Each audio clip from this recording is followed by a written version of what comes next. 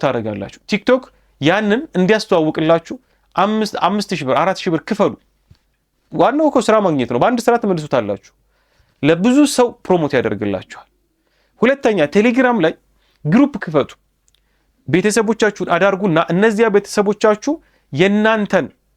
የናንተን የግሩፕ ማለት ነው ለሚፈልጉ ሰዎች እንዲደርስ አድ ሜምበር እንዲያደርጉላችሁ ጠይቁና አድ አስደርጉ። ሰዎች አድ ያርጉላችሁ። ፌስቡክ ላይ ዩቲዩብ ላይ ቅጥቅጥ አድርጋችሁ ስሩ። ኦዲየንስ እየገነባችሁ ስትመጡ ያኔ እናንተን እየፈለጋችሁ የሚመጣ በጣም ብዙ ሰው ይኖራል። ሁለቱን ኢን ዲቴይል ስሩባችሁ። አስፈላጊ ከሆነ ዝርዝር የሆነ ነገር ሌላ ቪዲዮ ሰራላችኋለሁ። ኮሜንት ላይ ያሳውቁኝ። በዚህ መንገድ በአንድ ፎቶ በአንድ ግራፊክስ ዲዛይኒንግ ፎቶ 1000 ብር 900 ብር ምናምን ነው የሚቀበሉት።